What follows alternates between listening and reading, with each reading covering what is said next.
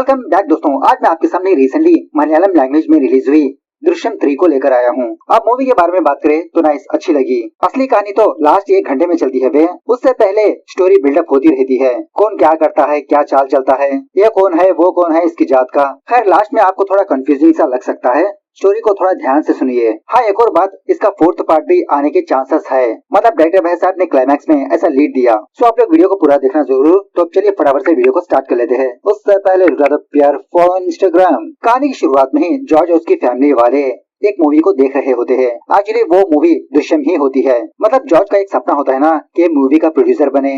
Second part में इसने novel की स्टोरी पब्लिश किया था और इतने सालों के बाद दृश्यम मूवी निकालकर ये बहुत बड़ा प्रोड्यूसर बन जाता है। इस मूवी में बहुत बड़े एक्टर ने काम किया होता है और उसी तरह से जॉर्ज ने एक नए डायरेक्टर को चांस देने पर उसने भी अपना बेस्ट दिया होता है। प्रीमियर देखकर मूवी के सारे टीम मेंबर्स मूवी की बहुत तारीफ करने लगते हैं। कल मूवी का रिलीज डेट भी है। उसके बाद जॉर्ज अपने पास काम करने वाले राजन से कहने लगता है कि राजन, अगर मैं सामने से जाऊंगा तो सारे मीडिया वाले मुझे घेर लेंगे, मैं पीछे से जाऊंगा तो मीडिया वालों को मैनेज कर लो। इस तरह से अपने फैमिली को लेकर पीछे से जाने वाला होता है। तो यामी नाम की एक रिपोर्टर जॉर्ज के पास आकर इसका इंटरव्यू मांगने लगती है, लेकिन जॉर्ज मना करने लगता है कि इंटरव्यू वगैरह मूवी रिलीज होने के बाद ही देखेंगे। लेकिन फिर भी वो यामी जॉर्ज से यही सवाल पूछने लगती है कि आपने कहा था कि ये मूवी रियल इंसिडेंट पर बेस है जो आपकी जिंदगी में घटी थी। उस केस के रिलेटेड कुछ सवाल पूछना चाहती हूँ मैं। जॉर्ज कहने लगता है कि उसके लिए इंटरव्यू की क्या जरूरत, मैं अभी से जवाब दे देता हूँ। सारे लोगों ने देख लिया था कि पुलिस वालों ने जानबूझकर मेरे फैमिली पर टॉर्चर किया, हैरास किया। उल्टा पुलिस वालों को मेरे खिलाफ कोई भी सबूत नहीं मिला।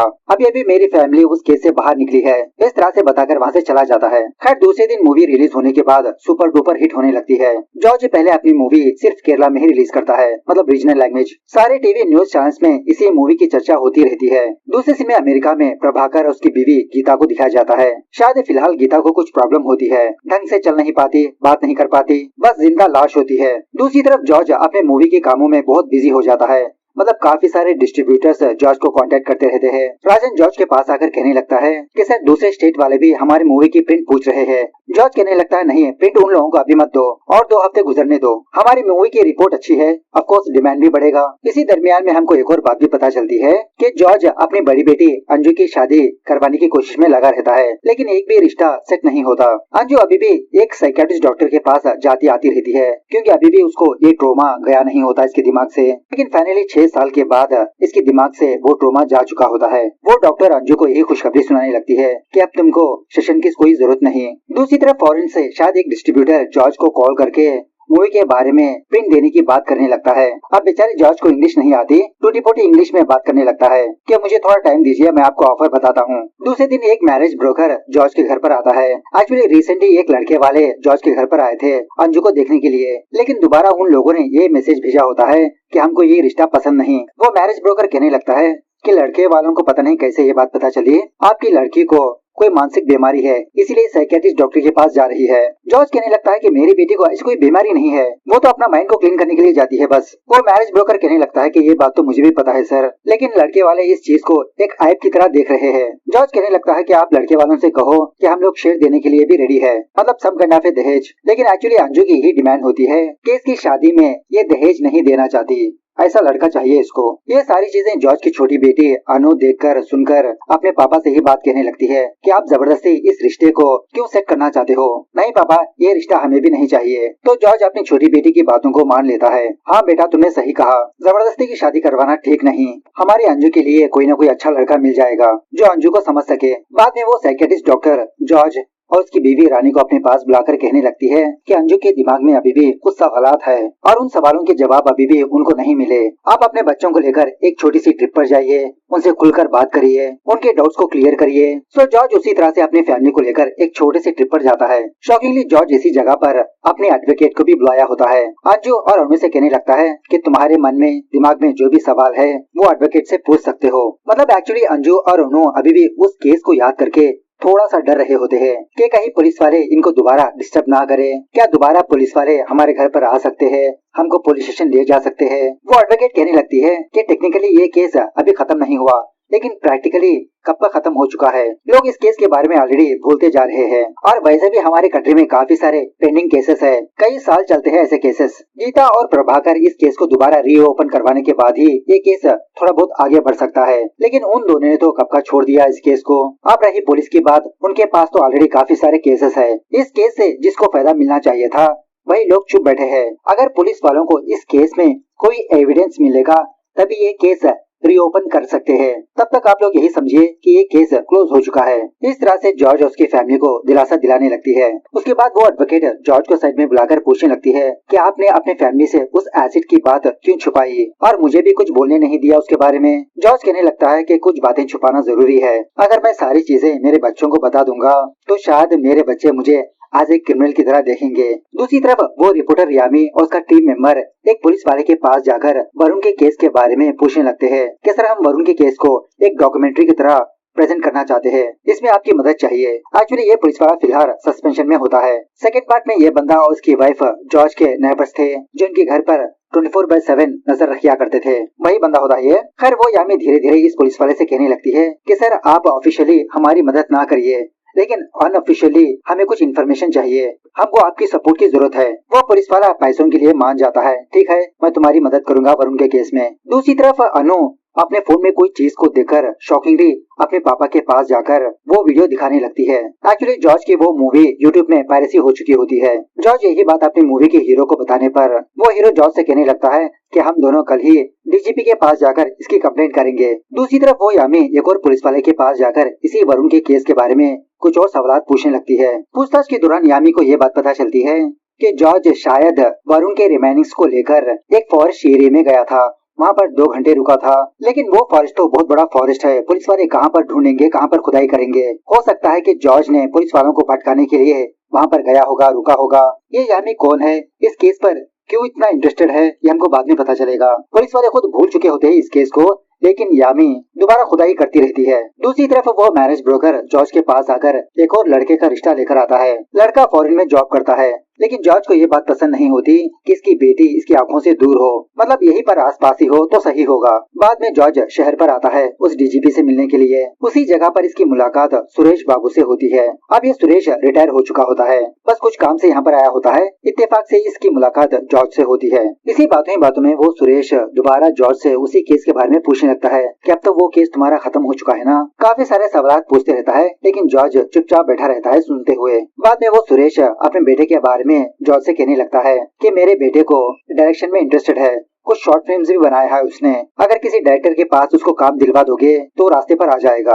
जॉर्ज कहने लगता है श्योर सर, मैं आपको कॉल करूंगा। तभी मूवी का हीरो यहाँ पर आने पर ये दोनों डीजीपी से बात करने के लिए अंदर चले जाते हैं। बाद में वो मूवी का डायरेक्टर जॉर्ज के पास आकर 2 खुशखबरी सुनाने लगता है। इसको दूसरी मूवी का चांस आया है, मूवी का हीरो है फहद फाजिल। दूसरी खुशखबरी है कि दृश्यम मूवी 100 करोड़ रीच हो चुकी है। जॉर्ज इस डायरेक्टर से सुरेश बाबू के बेटे के बारे में बताने लगता है कि एक छोटी सी हेल्प कर दो मेरे लिए। उसके बाद क्या था, उसी रात जॉर्ज सुरेश बाबू को कॉल करके यही खुशखबरी सुनाने लगता है कि आप अपने बेटे को डायरेक्टर के पास भेज दीजिए। थोड़ी देर के बाद रानी जॉर्ज के पास आकर अपने बेटे की शादी के बारे में बातचीत करती रहती है। मतलब रानी यही चाहती है कि अंजू भी फॉरेन जाए शादी करके, लेकिन जॉर्ज यही चाहता है कि इसकी बेटी की शादी लोकल में ही हो। थोड़ी देर के बाद जब जॉर्ज वापस अपने कमरे पर जाने वाला होता है तो इसको ऐसा लगता है कि इसके बागीचे से कोई लाइट जली, लेकिन पलटकर देखने पर इसको कुछ भी नजर नहीं आता। खैर सुबह होने के बाद जोस और उसकी बीवी जॉर्ज से मिलने के लिए आते हैं। सेकंड पार्ट में इसी जोस ने अपना स्टेटमेंट दिया था कि जॉर्ज पुलिस स्टेशन में खुदाई किया था किसी को दफनाने के लिए। सो वही बंदा होता है ये। रानी इन दोनों से बहुत नफरत करती रहती है, लेकिन जॉर्ज इन दोनों को बहुत ही प्यार से अपने घर के अंदर बुलाकर बातचीत करने लगता है। जोस और उसकी बीवी जॉर्ज से बहुत माफी मांगने लगते हैं कि उस घटना के बाद इन्होंने एक बिजनेस रखा, ढंग से नहीं चला, अभी भी दूसरी जगह पर एक बेकरी चला रहे हैं। इस तरह से कुछ प्रॉब्लम्स बताने लगते हैं। जॉर्ज इन दोनों को माफ करके उल्टा कुछ पैसे देने लगता है बिजनेस को और डेवलप करने के लिए। दूसरी तरफ वो यामी अपने बॉस के पास आकर उसी वरुण के केस के बारे में बताने लगती है। मतलब कुछ अंदर की बातें इसको पता लग चुकी होती है। जैसे सेकंड पार्ट का क्लाइमैक्स सीन, जॉर्ज ने वरुण के रिमाइनिंग्स को प्रभाकर और गीता को दिया था अंतिम संस्कार करने के लिए। सो अपने बॉस से जिद करने लगती है कि इस केस पर ये काम करेगी। सो इसका बॉस ओके कहने पर वो यामी और उसका टीम मेंबर हमेशा जॉर्ज को फॉलो करने लगते, अलग अलग लोगों से मुलाकात करके सवालात करने लगते। उसके बाद एक दिन श्रेया नाम की एक लड़की जॉर्ज के घर के पास आती है। जॉर्ज ने इनकी फैमिली की भी बहुत मदद की होती है और कुछ दिनों के बाद इस श्रेया की शादी होने वाली होती है। वही इनविटेशन कार्ड देने के लिए इनके पास आती है। फिलहाल ये सऊदी में काम करती है, शादी के लिए यहाँ पर आई होती है। बाद में जॉर्ज यही सोचकर दुखी होने लगता है कि पता नहीं मेरी बेटी की शादी कब होगी। जब वो श्रेया बस के जरिए से वापस अपने घर पर जा रही होती है तो वो यामी जानबूझकर इस श्रेया के बगल में आकर बैठती है, हल्के से इससे फ्रेंडशिप वगैरह करने लगती है, इसका एड्रेस के बारे में पूछने लगती है। पता चलता है कि इस श्रेया का घर एक फॉरेस्ट एरिया में पड़ता है। बाद में अपने टीम मेंबर के पास आकर कहने लगती है कि मैंने डायरेक्टली उसके घर के एड्रेस के बारे में नहीं पूछा, उसके गांव पर जाकर उसके घर के बारे में फाइंड आउट करना होगा हमें। अगर डायरेक्टली एड्रेस और फोन नंबर पूछूंगी तो शायद उसको शक भी हो सकता है। दूसरे दिन वो मैरिज ब्रोकर जॉर्ज के पास आकर कुछ शॉकिंग बातें बताने लगता है। मतलब कुछ दिनों पहले लड़के वाले अंजू को देखने के लिए आए थे। किसी शादी में उन लड़के वालों को इस मैरिज ब्रोकर ने देखा था, तो लड़के के फादर से पूछने पर इस मैरिज ब्रोकर को ये बात पता चली कि कोई दो अनजान बंदों ने उस लड़के के फादर को कॉल करके ये कहा कि अंजू को कोई मानसिक बीमारी है। मतलब अगर कोई मर्द अंजू को टच करेगा तो वो बहुत ही वायलेंट हो जाती है, इसीलिए अंजू ने उस वरुण को मार दिया था। ये सुनने के बाद जॉर्ज और रानी शॉक में रह जाते हैं। ये सारी बातें उनको किसने बताई होगी। एक्चुअली अंजू के लिए जो भी रिश्ता आता है सेट ही नहीं होता है। दूसरे लड़के वालों को भी कुछ ऐसा ही कॉल आया था। वो मैरिज ब्रोकर जॉर्ज से उनके फोन नंबर भी देने लगता है, जिन्होंने लड़के वालों को कॉल करके रिश्ते को तुड़वा दिया था। जॉर्ज और रानी समझ जाते हैं कि कोई जानबूझकर अंजू की शादी नहीं होने दे रहा। जॉर्ज वही फोन नंबर वो सुरेश बाबू को देता है। पुलिस वाला थाना फाइंड आउट कर लेगा वो नंबर किसके है, एड्रेस क्या है। सो दूसरे दिन सुरेश उन फोन नंबर के बारे में पता करके जॉर्ज के पास आकर कहने लगता है जब भी उन लोगों को कॉल करना होता है तभी वो लोग उस सिम को इस्तेमाल कर रहे हैं, बाद में स्विच ऑफ कर दे रहे हैं। तुम्हारे घर के आसपास ही उसका लोकेशन दिखा रहा था, लेकिन मैंने IMEI नंबर से एक एड्रेस को फाइंड आउट किया। वो एक्टिवेटेड सिम किसी शांति के नाम पर रजिस्टर है। ये शांति का नाम सुनते ही जॉर्ज के तो होश ही उड़ जाते हैं। जॉर्ज फटाफट से उस शांति के पास जाता है। ये शांति और कोई नहीं उस राजन की पत्नी होती है। वही राजन जो जॉर्ज के पास एज ए PA की तरह काम कर रहा है। मतलब राजन और उसकी बीवी ही दूसरे सिम से लड़के वालों को कॉल करके अंजू के बारे में बुरा बोलकर अंजू की शादी नहीं होने दे रहे होते। राजन की बीवी कहने लगती है क्या तुम्हारी ही फैमिली है, हमारी कोई फैमिली नहीं। तुम्हारी मदद करने की वजह से ही मेरे हस्बैंड की जॉब चली गई, खाने पीने को तरस रहे हैं, मेरी बेटी डिप्रेशन में आकर उसकी आवाज चली गई, लेकिन फिर भी मेरा हस्बैंड तुम्हारे पास काम करने लगा। लेकिन बदले में तुमने मेरे हस्बैंड के साथ क्या किया, क्या फायदा किया। इस तरह से बहुत डांटने लगती है। जॉर्ज भी बहुत मायूस होकर वापस चला आता है। जॉर्ज सुरेश से मुलाकात करके इसी के बारे में बातचीत करते हुए बहुत दुखी होने लगता है कि सच में मुझे राजन के बारे में भूलना नहीं चाहिए था। ये सारी चीजें देखकर मुझे ऐसा लगता है कि ये प्रॉब्लम अभी खत्म नहीं हुई, कोई जरूर मेरे पीछे है। उसी रात जॉर्ज यही सारी बातें रानी को भी बताने लगता है। रानी जॉर्ज का ध्यान भटकाने के लिए कुछ इधर उधर की बातें करने लगती है। इसी दरमियान में ये भी कहने लगती है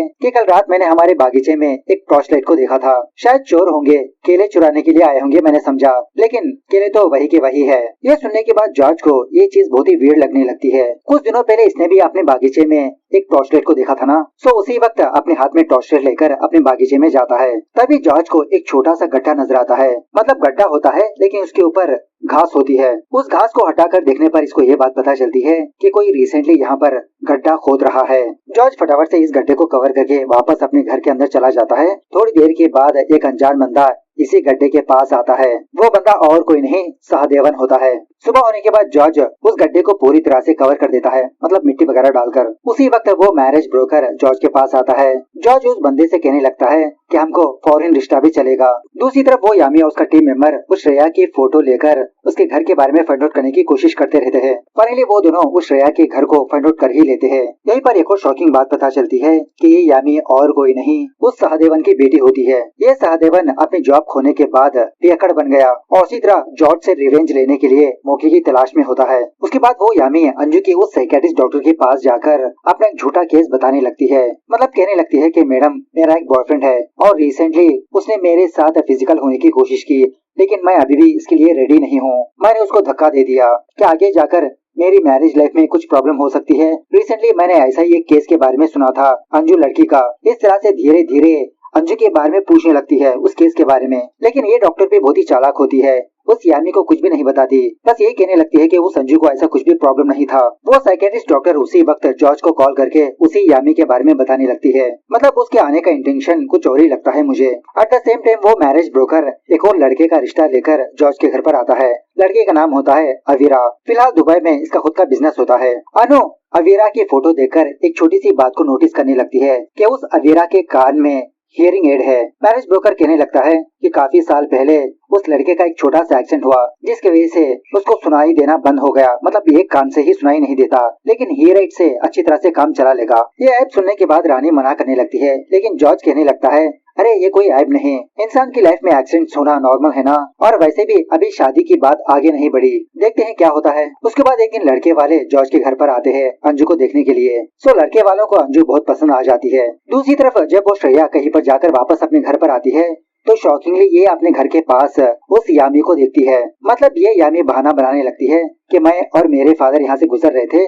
हमारी गाड़ी ब्रेकडाउन हो गई, पानी लेने के लिए यहाँ पर आई हूँ। यामी की बातें सुनने के बाद श्रेया को थोड़ा अजीब लगने लगता है, मतलब उस यामी ने एक ही मुलाकात में इसका नाम याद कर लिया। वो श्रेया यही बात जॉर्ज को मैसेज करने लगती है कि आपको यहाँ पर आना होगा, कुछ बातें शेयर करनी है। जॉर्ज उसी तरह से उस श्रेया के घर पर जाने पर श्रेया उस यामी के बारे में बताने लगती है। इस श्रेया के फादर की तबीयत कुछ ठीक नहीं होती, हमेशा खटिया पर ही पड़ा रहता है। एक्चुअली श्रेया का फादर एक कब्रों को खोदने वाला बंदा होता है। जॉर्ज ने इनकी काफी सारी मदद की होती है, श्रेया को नर्सिंग पढ़ाया, घर के लिए पैसे दिया। खैर जॉर्ज सोचने लगता है कि आखिरकार कौन हो सकते हैं वो लोग जो मेरे बारे में इंक्वायरी कर रहे हैं, और वो भी एक लड़की और एक बंदा। उसके बाद जॉर्ज दुबई में रहने वाले एक बंदे को कॉल करके उस अवीरा के बारे में कुछ इंक्वायरी करने के लिए कहता है। पता चलता है कि वो अवीरा बहुत ही अच्छा लड़का है। दूसरी तरफ वो सस्पेंड हुआ पुलिस वाला डीआईजी के पास आकर उस सहदेवन के बारे में बताने लगता है कि वो वरुण के केस के बारे में कुछ इन्वेस्टिगेशन कर रहा है। तो बाद में वो डीआईजी एक पुलिस वाले को बुलाकर इसी के बारे में फाइंड आउट करने के लिए कहता है कि आखिरकार वो सहदेवन ऐसा क्यों कर रहा है, फाइंड आउट करो।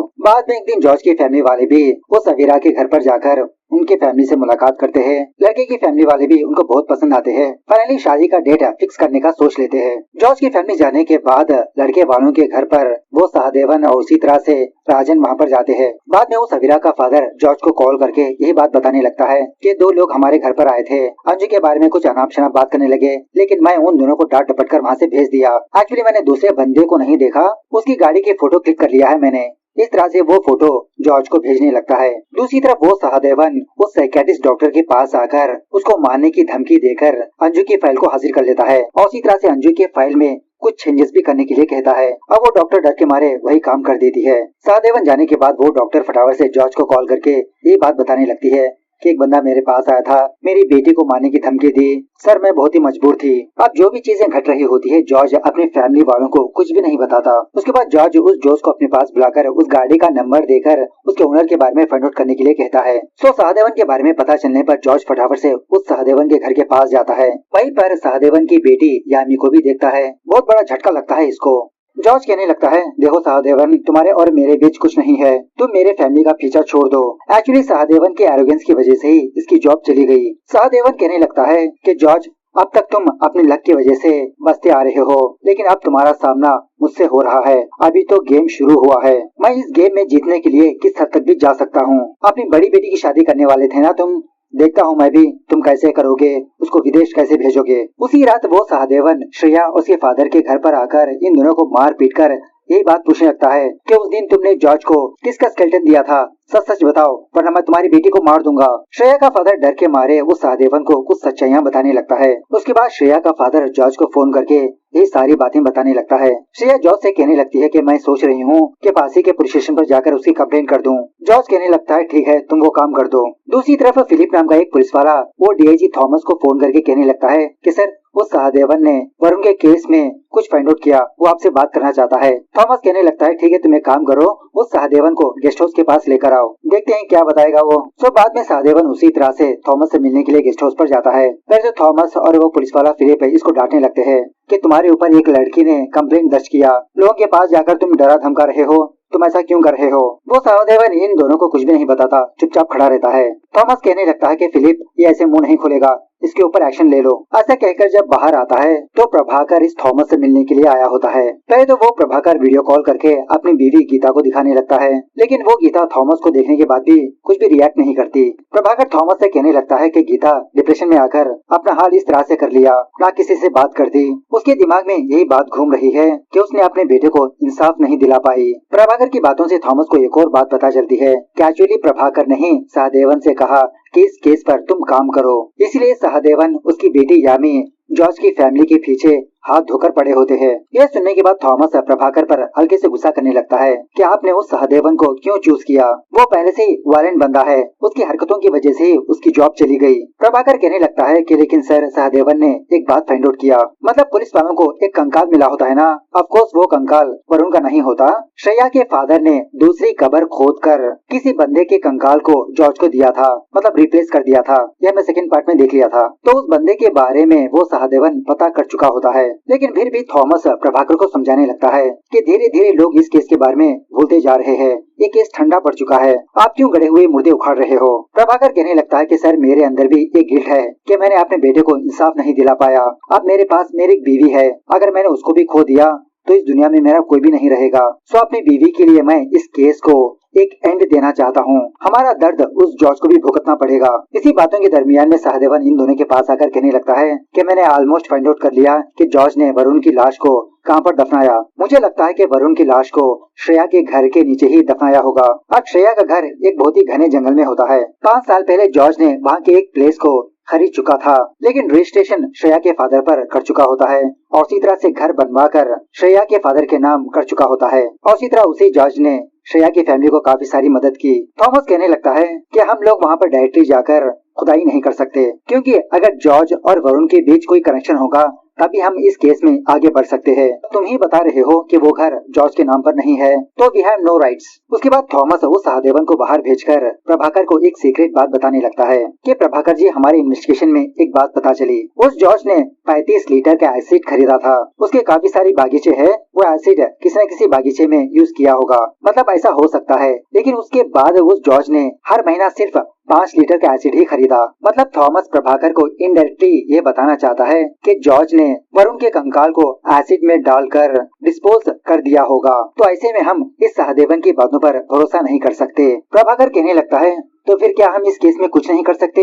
कुछ दिनों के बाद जॉर्ज की बड़ी बेटी की शादी है, वो विदेश चली जाएगी, हमारी इतने सालों की मेहनत वेस्ट हो जाएगी सर। एटलीस्ट हम उसकी बेटी की शादी तो रोक सकते हैं ना। थॉमस प्रभाकर की मदद करने के लिए राजी हो जाता है। दूसरी तरफ अंजू और उस अवीरा की एंगेजमेंट हो जाती है। शादी के काम में बहुत बिजी होते हैं वो। एट द सेम टाइम दूसरी तरफ थॉमस और प्रभाकरन कुछ डॉक्यूमेंट्स को रेडी करते रहते हैं जॉर्ज के खिलाफ। पुलिस वाले एक फैमिली के पास जाकर एक बंदे के डीएनए सैंपल्स हासिल कर लेते हैं, वही जो असली बंदे के स्केलेटन को हासिल किया था ना जॉर्ज। मतलब इन लोगों का यही प्लान होता है कि ये लोग कोर्ट में ये प्रूव कर सके कि जो स्केलेटन पुलिस वालों को मिला था वो दूसरे बंदे का है। कुछ सबूतों के जरिए से अगर इस केस को हम दोबारा रीओपन करेंगे तो उस अंजू की शादी रुक सकती है। दूसरी तरफ अंजू जॉर्ज से एक छोटी सी रिक्वेस्ट करने लगती है कि शादी होने के बाद अंजू और अवीरा ने ये डिसाइड किया कि 2 दिनों तक एक हिल स्टेशन पर चलेंगे। तो जॉर्ज भी इसके लिए ओके कह देता है। इसी दरमियान में जॉर्ज को यह बात पता चलती है कि सहदेवन के पीछे पुलिस वाले भी है। अपने एडवोकेट के पास जाकर यही बात कहने लगता है कि पुलिस वाले इसके पास आने से पहले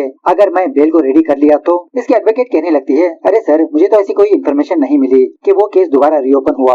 अगर हुआ भी तो मैं एंटीसिपेटरी बेल को अप्लाई कर दूंगी। इस तरह से जॉर्ज को दिलासा दिलाने लगती है। अब दूसरी तरफ थॉमस और प्रभाकर को ये बात पता चलती है कि जॉर्ज ने ऑलरेडी एंटीसिपेटरी बेल के लिए अप्लाई कर चुका है। यह सुनने के बाद प्रभाकर जिद पर अड़ा रहता है कि किसी भी तरह से उस अंजू की शादी को रोकना होगा। तो थॉमस एक छोटा सा आइडिया बताने लगता है कि अगर हम सैटरडे को उसको नोटिस भेजेंगे तो संडे हॉलिडे होगा, मंडे भी इतना जल्दी उससे नहीं हो पाएगा और मंडे ही उसकी बेटी की शादी है। इस तरह से बाद में पुलिस वाले जॉर्ज के घर पर जाकर पुलिस स्टेशन पर बुलाने लगते हैं। कहने लगते हैं कि उस वरुण के केस को दोबारा रीओपन कर चुके हैं, लेकिन जॉर्ज ने ऑलरेडी बेल के पेपर्स रेडी कर चुका होता है। पुलिस वालों को दिखाने पर वो चुपचाप वापस आ जाते हैं। मतलब जॉर्ज कोर्ट से ही ऑर्डर लेकर आ चुका होता है, क्योंकि हाई कोर्ट ने उस वरुण के केस को क्लोज कर दिया। अगर इस केस में कुछ मूवमेंट करनी होगी तो कोर्ट से ऑर्डर लेना पड़ेगा। थॉमस प्रभाकर से ही बात कहने लगता है कि मैं भी आपका कोऑपरेट नहीं कर सकता बिना कोर्ट ऑर्डर के, वरना हमारे ऊपर इंक्वायरी होगी। लेकिन बाद में थॉमस खुद एक और प्लान को एग्जीक्यूट करने के लिए कहता है।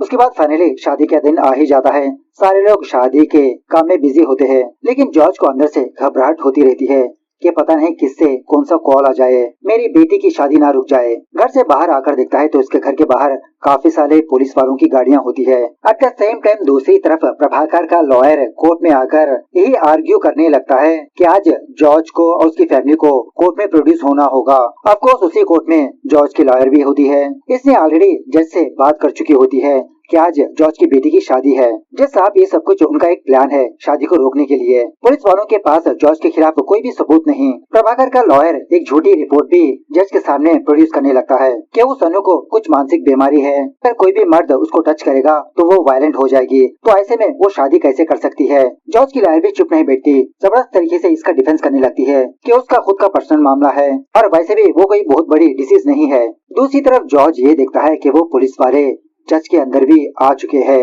मतलब अगर कोर्ट से परमिशन मिलेगी तो फटाक से पुलिस वाले जॉर्ज की फैमिली को अपने साथ ले जाएंगे पुलिस स्टेशन। लेकिन लकीली वो जज जॉर्ज के हक में ही फैसला सुनाता है कि फिलहाल शादी होने दीजिए, नेक्स्ट सुनवाई में कुछ और एविडेंस प्रोड्यूस करिए। जॉर्ज ये बात जानने के बाद इसको थोड़ा सा तसल्ली होने लगती है। प्रभाकर बहुत दुखी होने लगता है कि इतनी सारी कोशिशें करने के बावजूद भी जॉर्ज की बेटी की शादी हो गई। तभी एक शॉकिंग बात पता चलती है कि वो जो मैरिज ब्रोकर है ना, वो प्रभाकर को कॉल करके ये कहने लगता है कि सर दुल्हा दुल्हन निकल चुके हैं। अब यहाँ से काफी सारे ट्विस्ट आने लगते हैं ऑडियंस के सामने। थॉमस पूछने लगता है कि प्रभाकर आखिरकार आपका प्लान क्या है। प्रभाकर कहने लगता है कि अब तक जो भी मैंने किया वो सब कुछ एक डिस्ट्रैक्शन था, असली खेल तो अब शुरू होगा। वो जो दूल्हा होता है ना अवीरा, वो प्रभाकर का ट्रम्प कार्ड होता है। एक्चुअली कुछ सालों पहले इस प्रभाकर ने उस अवीरों का बिजनेस जानबूझकर डाउन करके दोबारा यही मदद किया था। उसके बाद प्रभाकर कुछ ब्रोकर्स को इकट्ठा करके उनको एक्स्ट्रा पैसे देकर जॉर्ज के घर पर भेजने लगा रिश्तों के लिए।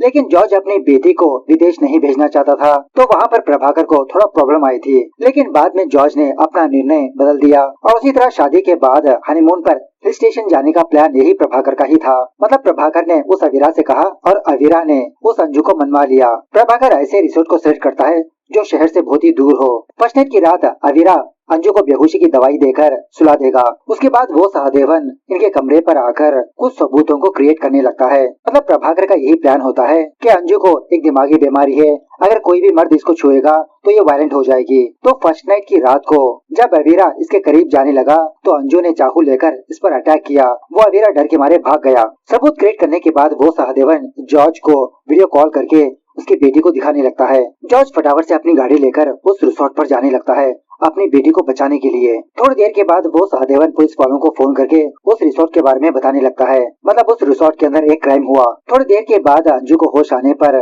कमरे में इतने सारे खून को देखकर शॉक में रह जाती है। अब उसी समय जॉर्ज भी अपनी बेटी के पास आता है। अंजू को कुछ भी पता नहीं चलता आखिरकार कमरे में हुआ क्या, वो अवीरा कहाँ पर है इसको भी ये भी नहीं पता। अब उसी वक्त पुलिस वाले भी यहाँ पर पहुँच जाते हैं। सारे सबूत अंजू के खिलाफ होने पर पुलिस वाले इसको अरेस्ट कर लेते हैं। मतलब प्रभाकर का ये सब कुछ प्लान होता है। यही सारा प्लान थॉमस को बताते रहता है। प्रभाकर का बेटा मर चुका है, जॉर्ज की बेटी जेल जानी चाहिए। थॉमस पूछने लगता है तो फिर उस अवीरा का क्या होगा। प्रभाकर कहने लगता है कि वो तो रामेश्वरम से श्रीलंका चला जाएगा, न्यू आइडेंटिटी, सब कुछ नया। पुलिस वाले जॉर्ज उसकी फैमिली को टॉर्चर करते रहेंगे कि जॉर्ज ने अवीरा की लाश को कहाँ पर छुपाया। जॉर्ज की फैमिली अब ढंग से सो नहीं पाएगी, अब मैं आराम से सो जाऊंगा। खैर सुबह होने के बाद वो थॉमस प्रभाकरन के पास आकर कहने लगता है कि आपने जिस तरह से प्लान बनाया वैसा कुछ भी नहीं हुआ प्रभाकर। क्या आपको पता है वो सहदेवन कहाँ पर है, अवीरा कहाँ पर है। सीन थोड़ा सा फ्लैशबैक में जाने लगता है। प्रभाकर के प्लान के हिसाब से वो सहदेवन अंजू के पास गया, लेकिन अंजू बेहोश नहीं हुई होती। जो भी हो सहदेवन अंजू को मार पीट कर बहुत जख्मी करने लगता है।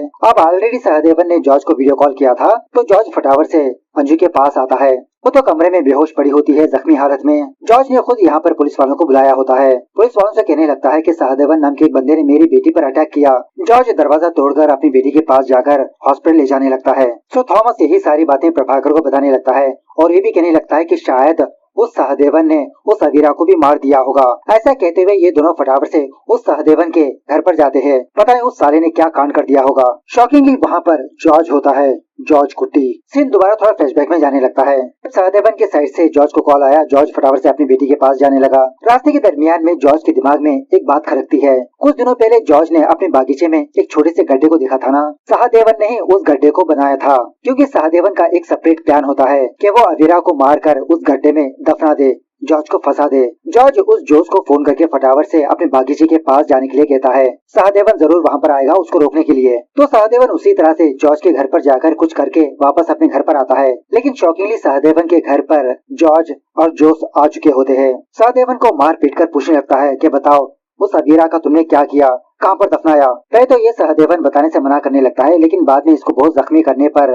अपना बयान देने लगता है। वो जोश इसका रिकॉर्डिंग भी करने लगता है। सहदेवन कहने लगता है कि इन सब के पीछे आईजी थॉमस और उसी तरह से प्रभाकर है। सहदेवन एक और बात बताने लगता है कि जब जॉर्ज ने उस गड्ढे को फाइंड आउट किया, उस गड्ढे को क्लोज कर दिया था ना, सहदेवन ने इसकी वीडियो बना चुका होता है ताकि सबूत इसके खिलाफ यूज कर सके कि जॉर्ज ने उस अबीरा को मारकर अपने बागीचे में दफना दिया। सहदेवन एक और शॉकिंग बात बताने लगता है कि इसने उस अबीरा को नहीं मारा, मतलब मारने के लिए बागीचे के पास लेकर गया था, लेकिन वहाँ पर काफी सारे लोग थे तो उस अबीरा को लेकर वापस अपने घर पर आ गया। सो प्रेजेंट पर जॉर्ज प्रभाकर और थॉमस से ही बात कहने लगता है कि सहदेवन का स्टेटमेंट मेरे पास है, अगर तुम दोनों ने दोबारा कोई हरकत की तो मैं सोशल मीडिया में इसको वायरल कर दूंगा। प्रभाकर कहने लगता है कि जॉर्ज हमेशा लक तुम्हारे साइड ही नहीं होगा, मेरा बदला अभी भी पूरा नहीं हुआ, मेरा बदला पूरा होने तक मैं तुम्हारे पीछे लगा रहूंगा। और वैसे भी मेरे पास खोने के लिए क्या है। जॉर्ज अपनी बेटी को देखने के लिए हॉस्पिटल पर जाता है क्योंकि इसकी बेटी तो बहुत जख्मी होती है। और उसी तरह जॉर्ज ने एक फैसला ले चुका होता है कि वो पुलिस के पास जाकर सरेंडर हो जाएगा, क्योंकि जब तक ये केस क्लोज नहीं होगा तब तक ये केस इनका पास्ट इनका पीछा करता ही रहेगा। दूसरे दिन जॉर्ज अपने लॉयर के जरिए से थॉमस के पास जाकर कुछ कंडीशंस को रखता है कि जॉर्ज तो सरेंडर हो जाएगा, लेकिन इसकी सजा सिर्फ 5 साल तक ही रहेगी। सजा खत्म होने के बाद कोई भी इसको डिस्टर्ब नहीं करेगा। अब ऑफ कोर्स वहीं पर प्रभाकर भी होता है। जॉर्ज कहने लगता है कि अगर तुम्हारा इरादा मेरी बेटी को सजा दिलवाना है तो मैं ये कभी नहीं होने दूंगा, मैं हमेशा अपने फैमिली के सामने खड़ा रहूंगा।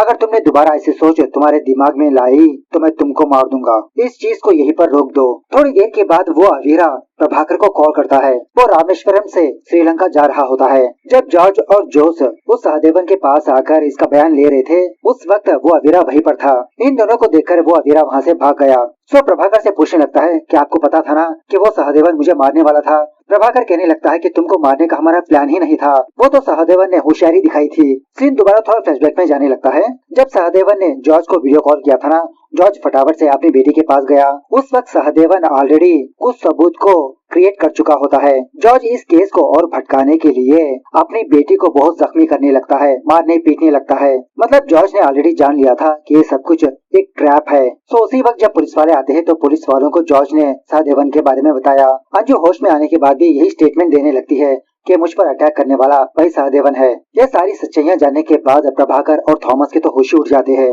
प्रभाकर का इतने सालों का प्लान जॉर्ज ने कुछ मिनटों में पलट कर रख दिया। फाइनल सीन में हम ये देखते हैं कि प्रभाकर और उसकी बीवी गीता उसी जॉर्ज के न्यूज को देख रहे होते हैं कि जॉर्ज ने सरेंडर हो गया। प्रभाकर पूछने लगता है कि अब तुम खुश हो। गीता अपना सर हिलाने लगती है, मतलब ना का जवाब देने लगती है। गीता को चाहिए कि वो अंजू को सजा दिलवाए और उसी तरह बोलने भी लगती है कि मुझे वो अंजू चाहिए। मतलब इसकी जात का और 3 घंटे खींचने का प्लान है इनका। सो मूवी कैसे लगी कमेंट करके बताना जरूर। मिलता है अगली वीडियो में, तब तक take care, bye bye, see you soon.